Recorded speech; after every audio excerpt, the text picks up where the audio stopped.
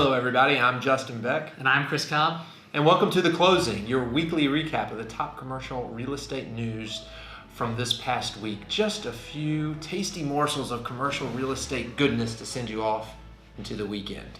Well, ladies and gentlemen, I'd be lying to you if I told you that I was 100% recovered from this week's ICSC RECon 2018. The activity in Las Vegas, the deals, the discussions, the relationships that we developed over the past several days in Las Vegas was exciting but exhausting. What'd you think about it? I thought it was great. You know, it was my first ICSC, 2 days, 40,000 steps, 15 miles, hundreds of new contacts. It was fantastic, and it was exhausting from that point, but it was also exhausting because of everyone's energy. Everyone was very optimistic, it seemed. You know, the retail vibe was very positive. People were getting their big boxes filled up and their centers filled up, and we're interested to hear about the Gulf Coast, which I really appreciated because I would love to see some more folks come visit Pensacola on the Gulf Coast.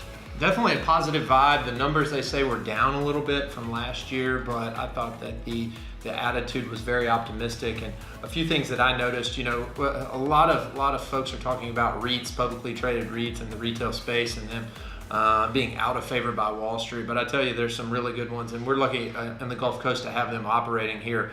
One, for instance, is Washington Prime Group. Now, this is a great REIT. They own a property here in Pensacola, and had a chance to spend some time with their CEO, Lou Conforti, a really forward-thinking, smart guy that's not from the mall business. He's got a real estate background, but doing some neat, innovative things there.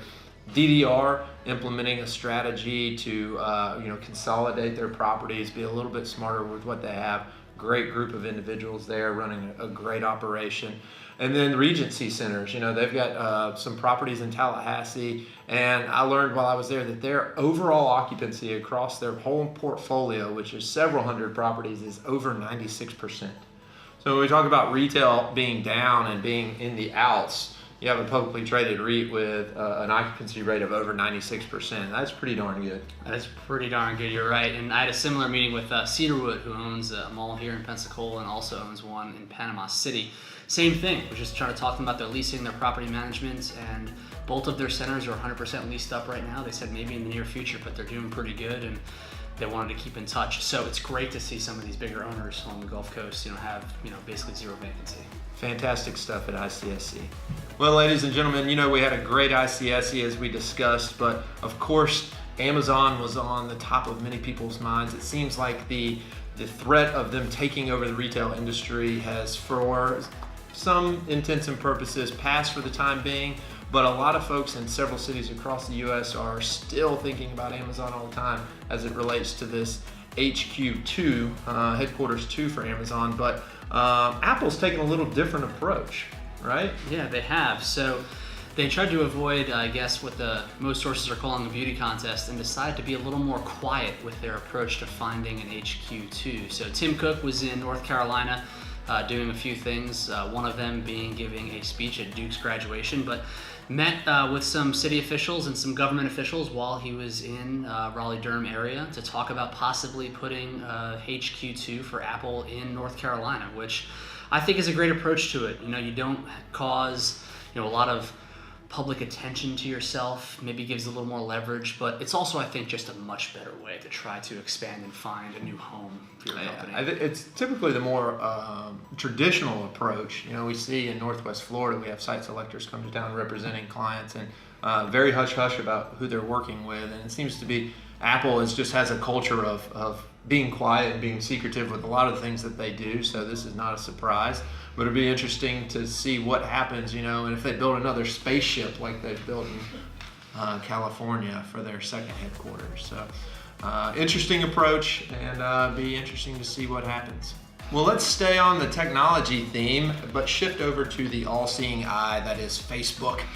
Facebook announcing this past week that they are signing the biggest lease ever in San Francisco commercial real estate history, 755,000 square feet of office space in Park Tower in San Francisco. That's a big deal, Chris. It is. It's the largest lease signed by any company in San Francisco office-wise by 20,000 square feet. Now they have a total of 1.2 million square feet in the San Francisco area. absolutely staggering number to see out there. I mean, they signed a 436,000 square foot lease last year, and now they're coming on top of it with another 755,000. So it's like 3,000 employees or something. Yeah, typically when people expand, they need a new office. They typically, about 10, maybe 15% expansion on the office space. But no, let's just go ahead and go from 400 to 755,000. Why not? That's a big deal.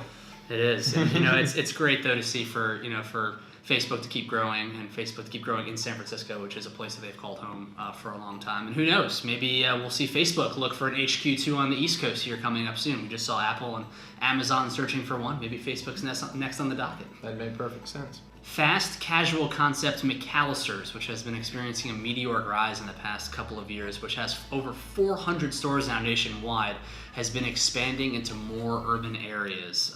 One of them being Atlanta, most recently. They're going to try to go into the West Midtown area, which also has Zaxby's, Kroger's, into a center there. Justin, what do you think about McAlister's expanding into these urban neighborhoods? Well, you see it with Chick-fil-A going into Midtown Manhattan. You're starting to see it with several other quick serve and fast casual concepts. I think what it's doing is it's validating this idea of densification and rejuvenation of our urban environments. We happen to be sitting right now in the middle of Southtown, which is a great urban development here in Pensacola. And those nationals are coming because the people are moving here, and the incomes are great, and it's a hive of activity, so it makes perfect sense. And as it relates to McAlister's, I have a feeling that we'll be getting some of those soon too. I hope that downtown's lucky enough to be one of the locations that they select as they continue their expansion. I hope so too. When I lived down in Naples, we had recently just gotten one, and Oviedo had just gotten one right by the University of Central Florida. It's a great concept. I love it. I hope we see one here too.